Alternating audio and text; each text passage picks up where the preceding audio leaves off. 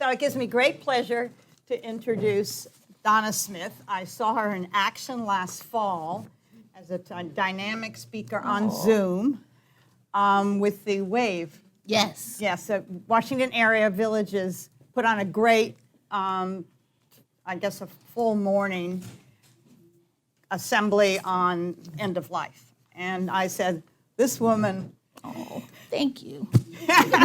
activist is also a great name for her. She's the Diversity and Inclusion Advisor for Compassion and Choices and State Director for DC and Maryland. She led the campaign, am I lying? No, you said it right. For Death with Dignity in both DC and Maryland. We haven't passed it in Maryland, but yeah, D.C., we passed it. In her biography, it says 17,000 people worked with her in Maryland to convince the assembly that this was good. So she's already a hero in my eyes.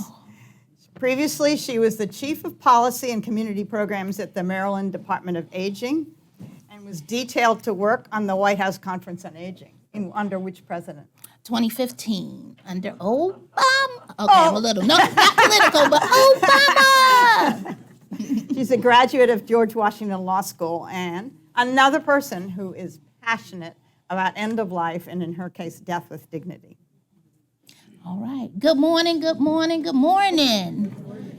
Thank you for coming. I'm so pleased to be here. This is one of my presentations in person that I've done since 2019 or 2020. And I wanted to impress y'all so much, I put on hard shoes today. I have not worn shoes in 2 years. I always have on a cute top for Zoom, but I don't put on no shoes. I know, it's confusing what you put on in the morning. It's confusing. How did we do that all the time? Okay, let me focus. See, I like this crowd. Y'all gonna get me in trouble. My name is Donna Smith, as that wonderful introduction was given by Mary. And I want to talk to you today about a couple of things. But first, I want to just tell you how I like to present. I do not like the professorial style of presenting. In my mind, we're having a discussion among friends, right? So I'm going to talk about some things, and if you feel like you want to add something to it, if you have a question, just raise your hand. We're not going to have a Q&A at the end. We're going to have a discussion throughout. I think that's the best way to handle some of these topics that are a little difficult in some cases. I'm going to stand up right now and just make sure everyone, certainly this back, but the people way back there, can you hear? Is the amplification good? Great. Okay, great. Again, go team. And go then there's team. someone that's handling the Zoom questions so we can get them? Okay, great, because I can't multitask. Okay. So how many of you, by show of hands, have heard of the medical aid and dying bill that was passed in D.C.? Okay, everybody knows. All right, that's half my presentation over. Yes, ma'am. Okay. Okay, so let's talk about it. Let's talk about what it is and what it isn't, and then some of the challenges we're having in D.C. around it. So D.C. became the 7th jurisdiction, and I'm reading from the sheet we gave you, so you have all this information. The 7th jurisdiction where medical aid and dying was authorized. It passed in an 11-2 vote. Supermajority. Most of these laws across the country take 7 to 10 years plus to pass. DC passed it in its first introduction. So give yourselves a hand. Y'all passed it so fast we weren't ready. But we got ready. But it took us a little while, and we'll talk about that. So it was passed November 16th or 15th, 2016. And Mayor Muriel Bowser signed it into existence as a law. Now, this law allows mentally capable, terminally ill adults with 6 months or less to live the ability to request aid and dying medication from their doctor for self-administration. We're going to talk about that. If his or her suffering becomes, and this will bring about a peaceful death. The law went into effect the following year, July 17th, 2017. Now, who is eligible for medical aid in dying? An adult person who is terminally ill, who has a prognosis of 6 months or less to live. They have to be mentally capable of making their own health care decisions.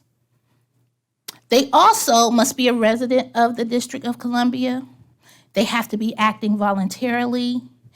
They have to be making an informed decision that includes being given information about all other end-of-life options. So the doctor, when you go request this from your doctor, should tell you about other options, just in case you don't know that you have other options.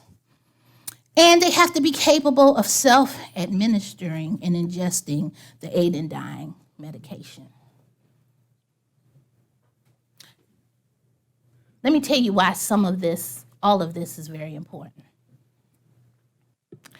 It's important that you have a terminal diagnosis and a prognosis of 6 months or less to live.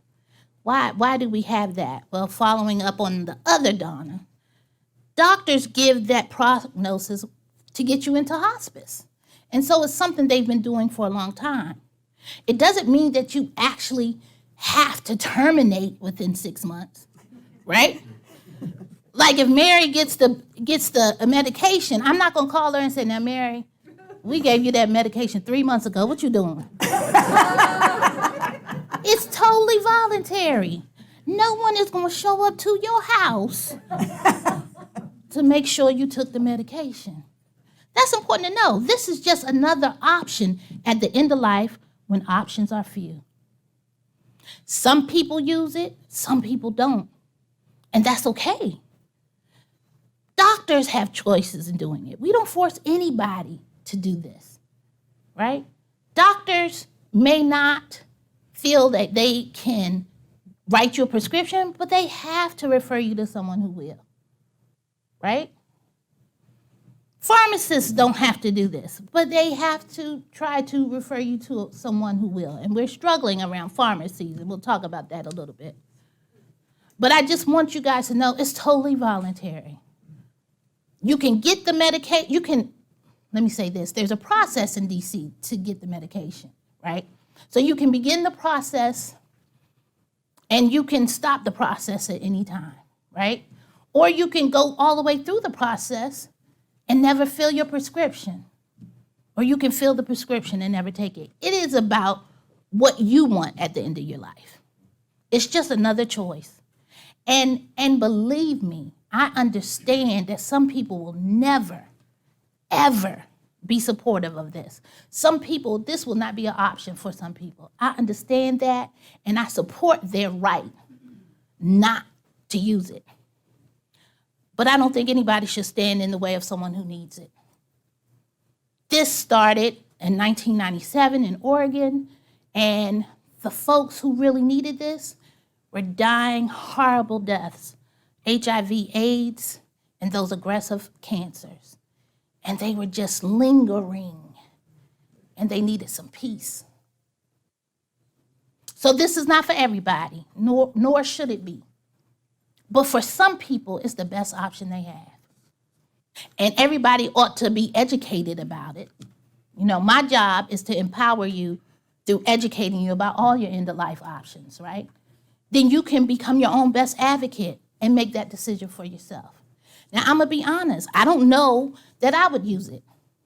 But if I'm in that position, I want all the options I can get. Any questions or comments about that before we move on? Yes, ma'am, and then you, sir. I had a close friend who, back in 2018, was apparently the second person in D.C. to actually take advantage of the act. I don't know if people can hear me. And apparently it was quite a struggle first to find a physician, and then even more so to find a pharmacy. Has that improved at all? Or you're going to get into that more later? No, I'm glad you're bringing it up. This helps me.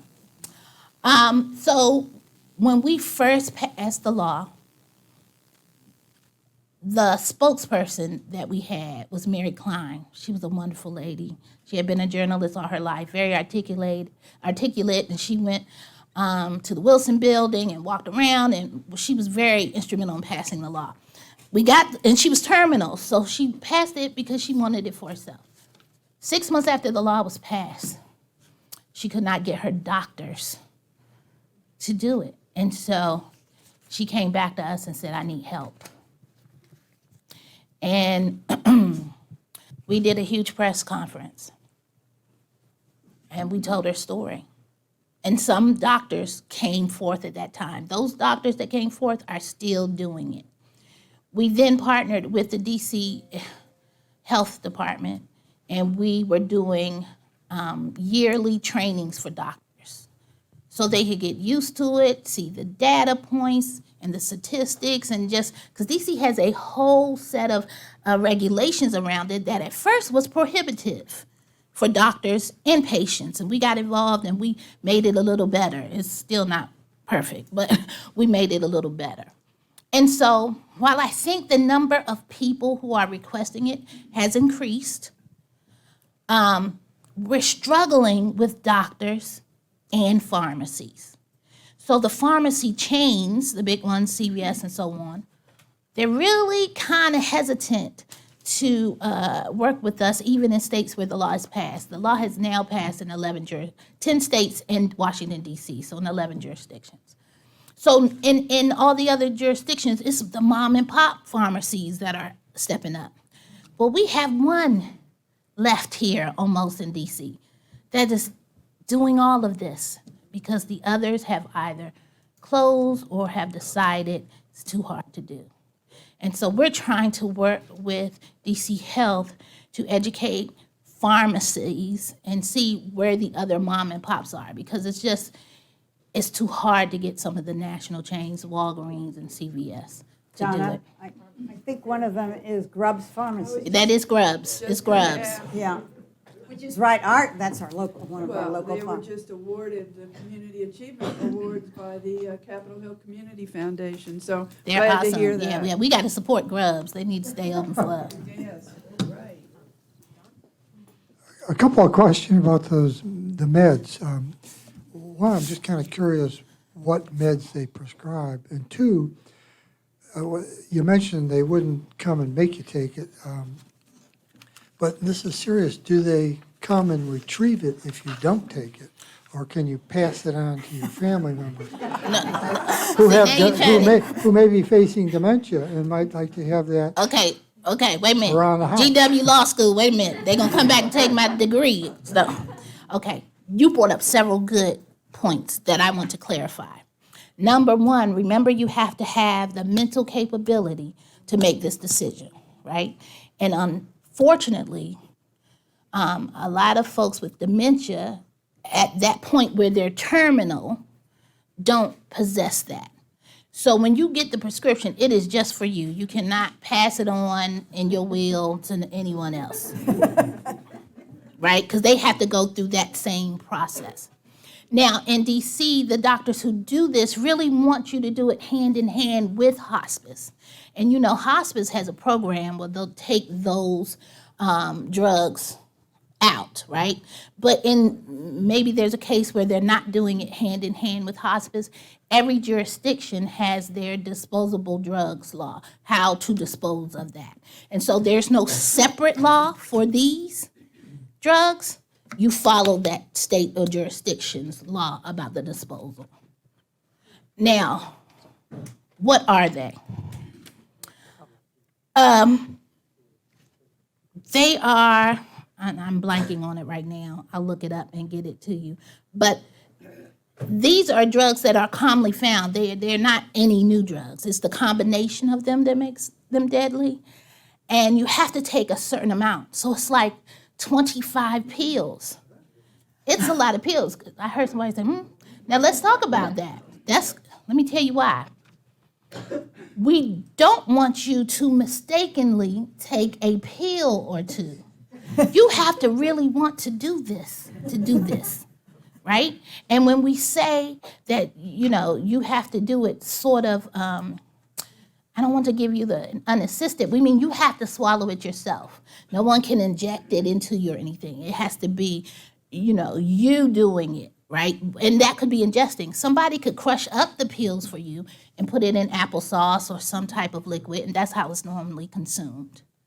But no one can, even if you have a feeding tube, you have to put it in there and push the button. No one else can do it for you.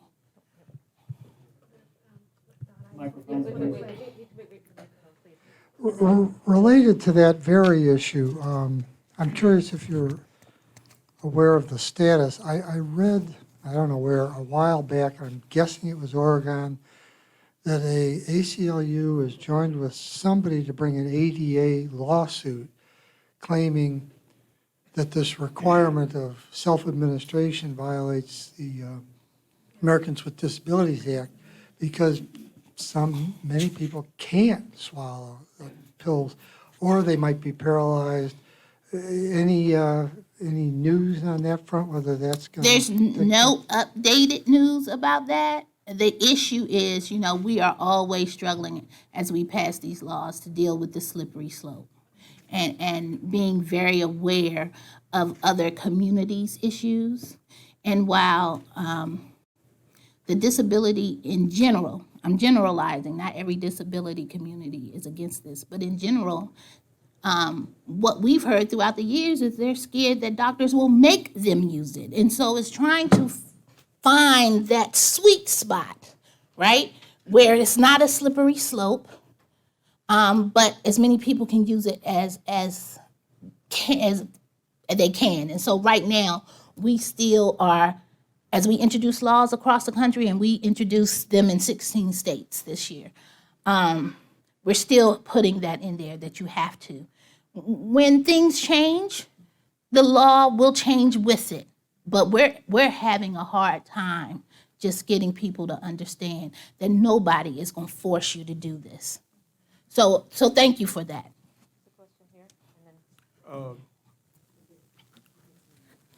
Are the two council members who voted against this still on the council? And if so, who are they? Chair Alexander left, so that's not an issue. Okay. And I will say Councilwoman Nadeau, who voted against this. Yes. But when Mary Klein came back before them because she needed help, the law had passed, but doctors were not signing up to do it. Nadeau said, I was not supportive of this, but since DC residents want this, I'm going to support you in doing what you want to do. Oh, good. So there is some grace there. Who's next? I'm sorry. Yes, sir. Yeah. Maybe you can fill in the blanks. You said seven jurisdictions around the country are challenging the law regarding people with disabilities.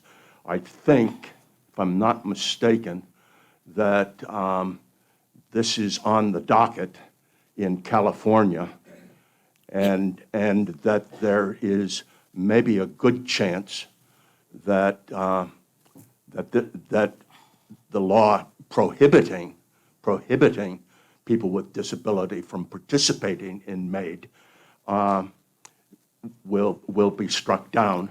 That is to say that this whole swath of people who have disabilities but who are mentally competent should not be shut out of MAID simply because they have the inability to administer the medication themselves. Somebody else could do this. And I don't know the latest on this. I'm generally up on these things, but I think that California is doing this. I would not be surprised if California has not joined this, but I tell you, it's going to be a fight. Oh, it yeah. is going to be a hell of a fight because we recognize that there is a slippery slope. And so most of these laws are predicated upon the first one in Oregon.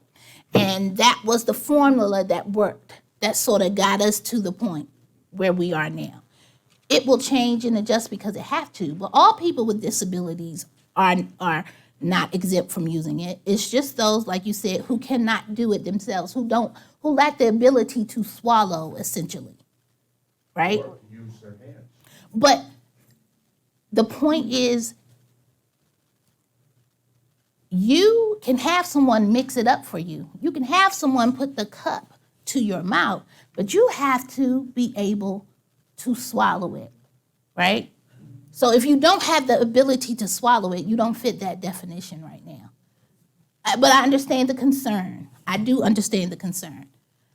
I don't know where we are. Well, I'll I'm gonna ask take a your question. lead. I'm gonna bring it over there too. And while we're doing that, Dixie, I'm Yeah. sorry, I'm running a blank. Could you just tell us the drugs that they use? Oh, wait, Dixie, wait. Wait, can I ask one quick question? Yeah. Can you talk about the residency requirement and how long you have to live in the district? Because there are people I've heard from who want to bring people to the district in order to benefit from the law. Okay, so All right. let, So you can hold on to that one. So Dixie. So I just Yeah. want to mention that the compound, it actually, when I participated with clients, it comes in a powder, and you can mix cranberry juice or vodka or whatever you want, a half a cup. It's not a big solution to drink. But pills would be much more difficult. I think at some states, maybe there are pills, but in DC, it was a powder combination of like barbiturates, narcotics, digoxin to slow your heart. So it's a little bit like what we do with our, with our criminal, like we give them a combination so that it all works together, muscle relaxants, So anyway, and the goal is that it's successful, right? You don't want Yes. someone like taking half the solution, they have to ingest all of it. And I did have a patient who was 98, and he was starting to fall asleep because some of it is a sedative too. And he was starting to fall asleep, and I said to his wife, he has got to get all that in because we can't have, and there was a little nip and tuck, but anyway. okay, so let's talk about the residency requirements. And then we'll go with you. I'm sorry, y'all are so good today. Y'all up. I didn't have my coffee.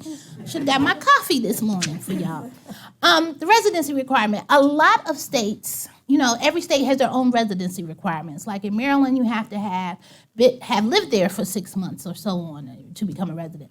DC is very unique in that there are like 20 different little ways you can become a resident by having utility bills in your name. It's not based on time, right? It's based on connection to the city. So your lease and a utility bill or a health statement from your doctor that goes to your house in DC. There are a number of ways you can establish residency in DC, but it's not constructed on a time period per se.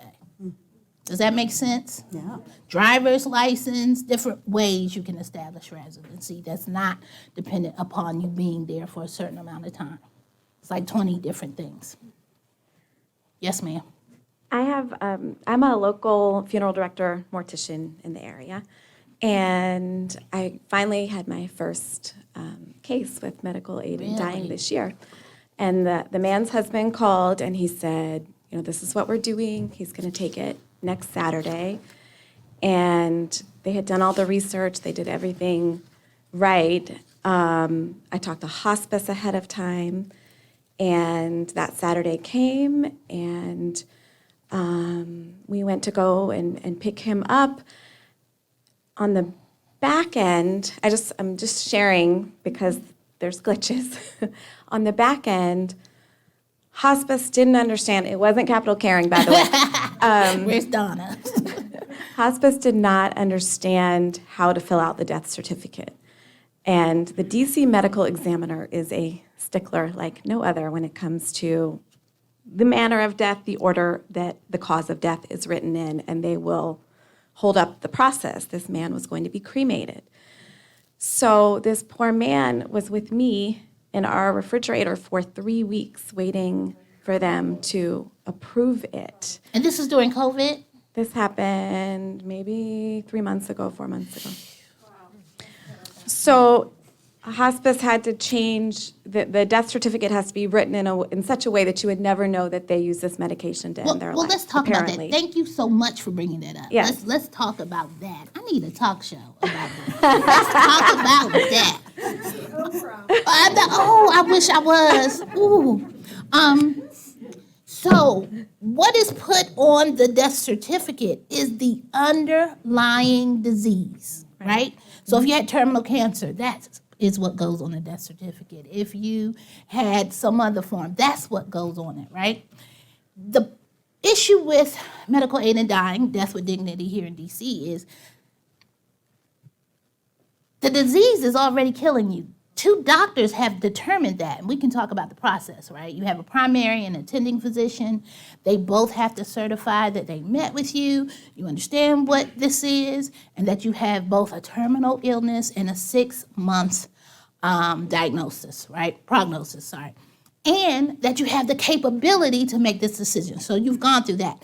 If either one of those doctors feel like you may not be capable of making this decision, then they have to refer you to a medical professional, a mental health professional, right, to make sure. So already this process could take 4 to 6 weeks or longer depending on what's going on, right? And we're talking about terminally ill adults. So some die before they get to the end of the process. Some change their mind, which is fine. And so as I go around talking about this issue, opponents say, well, you're lying on the death certificate. That's not what killed them. Medical aid in dying killed them. And my response is, when a doctor comes in to a terminally ill patient's room and tells the family his brain is not functioning, we might as well turn off all of the things that are keeping him alive. Is that suicide? And do you put on there, this man died because we turned off the oxygen machine?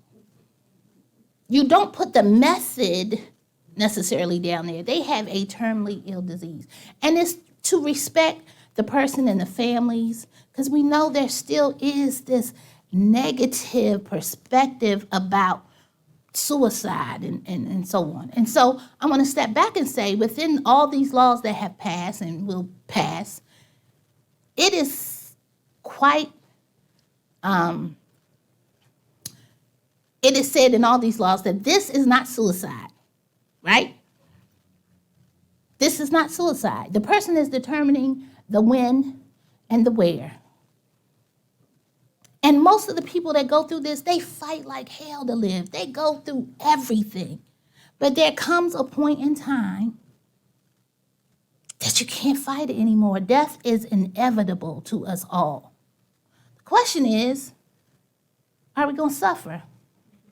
And what does suffering, because suffering to me may be different than suffering to you. If I can't have sweet tea every 2 hours, it's a problem for me, okay? But the point is, it's different for all of us.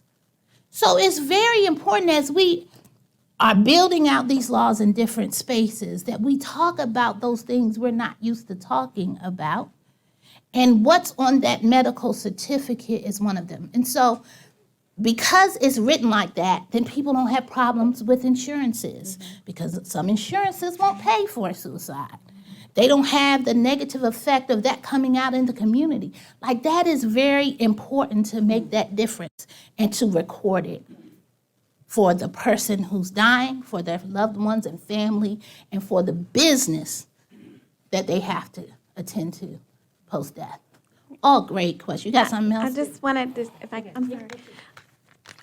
I'm curious, I guess I have 2 questions. One is, I'm curious because I see the other side of how these things play out sometimes. I had another family. This man had been on, and I'm not, a nurse, you probably would know, Dixcy. He was on some kind of a heart pump, like a certain ventricular heart pump. He was on, and he'd been on this for 7 years. Oh, my goodness. And he was dying, and he'd met with his doctors, and they always told him, if you don't want this support anymore, you can turn it off. And he was scared to get on hospice because he thought he was going to have to lose his medical team. And so they didn't get on hospice. But basically, one day when he knew he was at the end of his life, he decided to turn off the pump. And again, the medical examiner classified this as a suicide. And he was of a very specific religion that was completely against suicide. He made this complete, and his wife, not only did she lose out on insurance money, but then it was against their belief system. And Yes. so I want to know if like the medical aid in dying, does that help with any cases like this, or is it just specifically the medication to I'm make sorry, that I don't decision? understand your question. That's I why wanted to on the know- death certificate, Yeah. in law, you Yeah. cannot put suicide in all of the states where this is passed, because we don't want that to happen, right? Yeah. And I think it's very, I'm trying to choose my words wisely, because this is Yeah. being recorded. I think it's very curious that others can decide to turn off the machines, and others can decide when you've had enough. But you, as the person, Yeah. can't say, I've had enough. And his doctors said, no, they talked to the medical examiner. They said, no, this is not suicide. And the medical examiner said, well, according to our medical legal definition, it technically is because he did it. This sounds like an AG issue here. Yes, So- yes, that's a legal issue. And that's why we put that legal term, that clause in ours. I do think that the Yeah. question, though, is can the law that protects folks who are participating in medical aid in dying be applied to situations like the one that you're talking about, where the root of death is slightly different, but it's got that. Not currently. It's Not currently. specific to medical aid in dying, because there is a specific process that is followed during this. That is a wonderful question. But hopefully, like, so there are different ways to get laws changed and blah, blah, blah. And one of the ways is like this man mentioned over here, when it's challenged in court. Right? So you have a law, it gets passed through the legislature, but maybe there are things that need to be tweaked and changed, and sometimes it's done through litigation. Because people turn off devices all the time. Right. You know, that's just wrong. I would challenge that. Yes. Sorry. Just a real quick follow-up to that. Is an autopsy required after the person does this for this? No, because all of this, because you're going through two doctors, everything is in your medical record anyway. And so it's recorded. So it's no surprise as to what happened and what caused it. I'm sorry, this is my last question. Oh, you just got a lot of questions today, don't you? The other thing I'm curious is severe depression.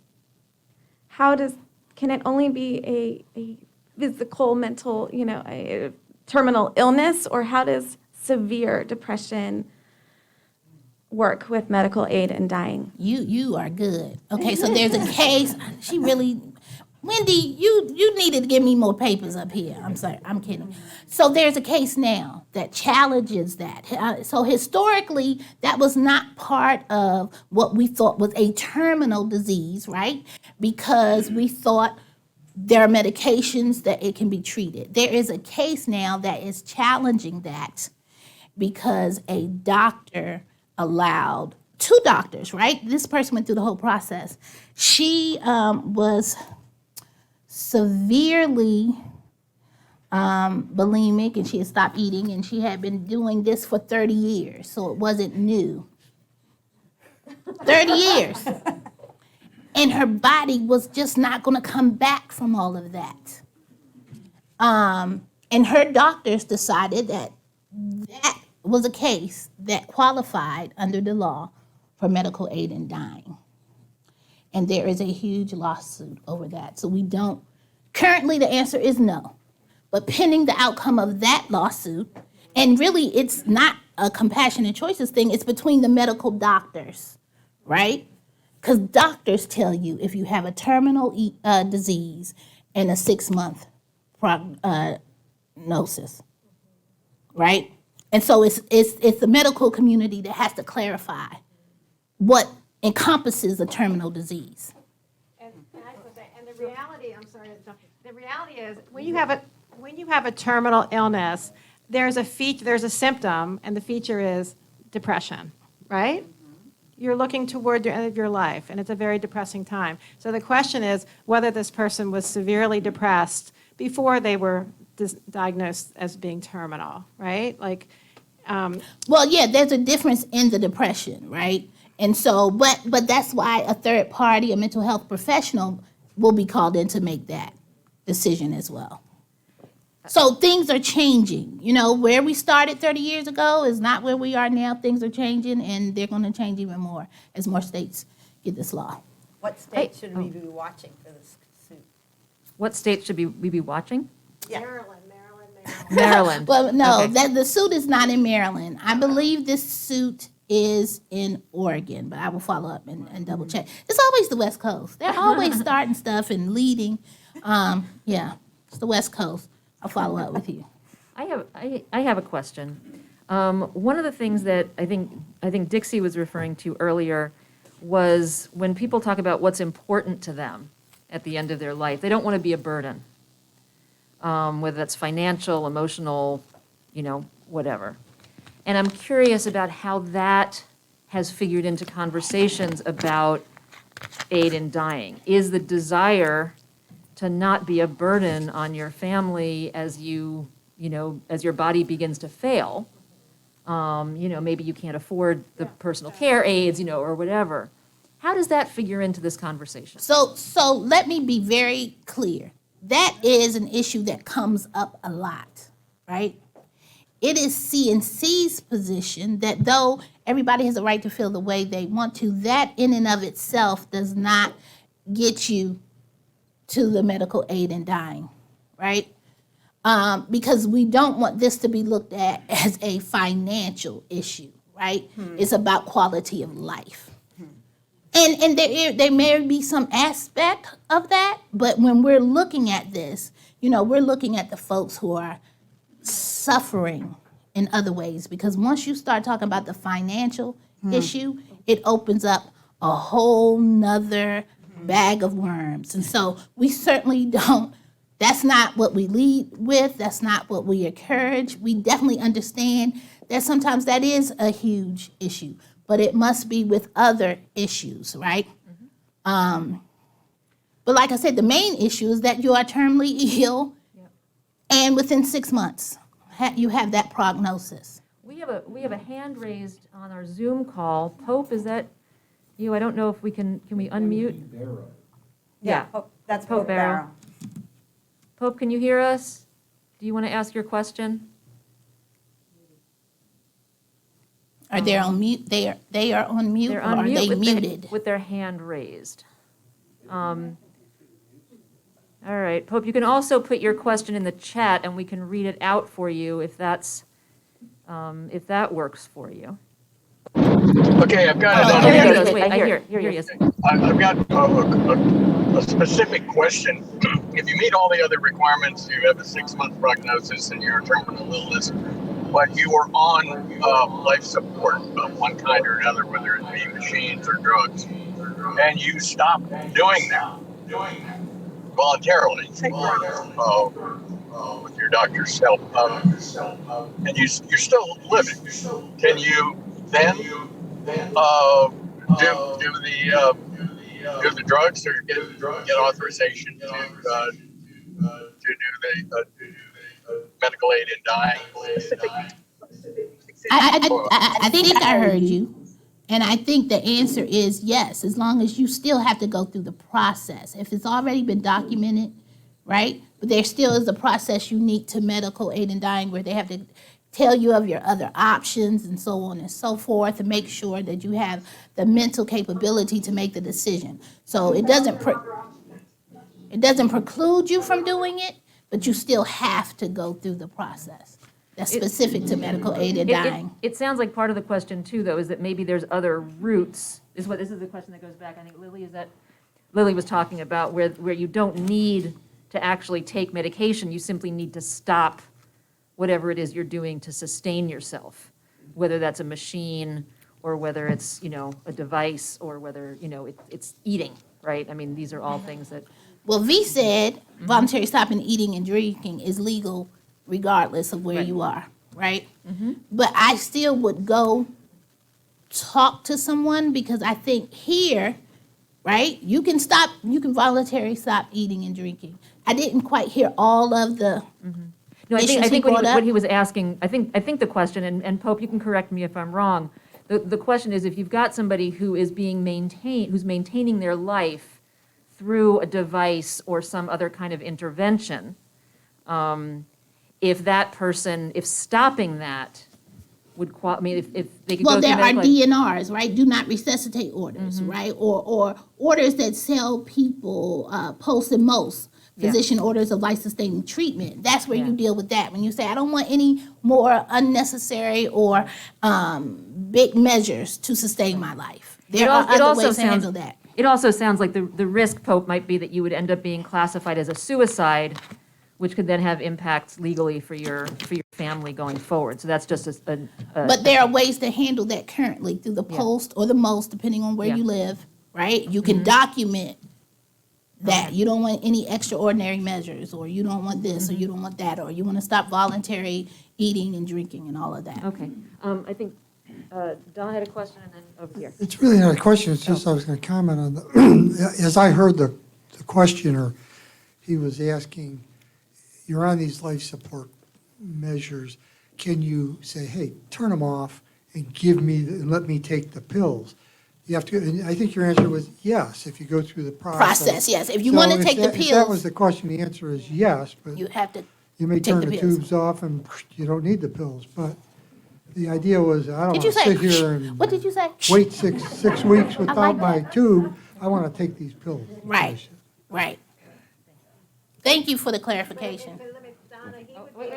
Hold on. That person who's on tubes would be in a facility, right? So then the question is, does a facility that you're talking about support medical aid in dying? And so facilities like doctors can opt in or opt out. No one's forced to do anything. And which ones are in the city? Which ones are in, which ones in the city will actually allow it? Come on, give them a shout out. This sure is advanced planning. Advanced planning. So let's talk about hospices first. And Donna, correct me if I'm wrong. VITAS is the hospice I'm aware of that allows their doctors to be in the room and be the secondary doctor. Like, they don't write the prescription, but if their patients are wanting this, they offer support. I think we've been talking to Capital Caring, and they're not there yet, but we are talking. Is that right, Donna? Maybe not. The short answer is yes. We don't write the order. Right. The doctor does that with the support with the person who is on their way, on their end of life journey.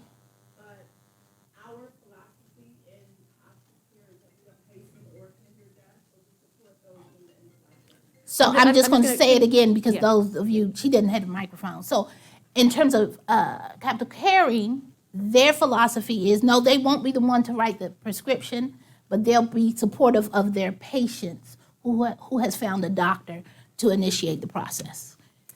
There's a question over here for a comment. So I'm going to say there's one more question because it's now 12:15, and B, lunch has arrived.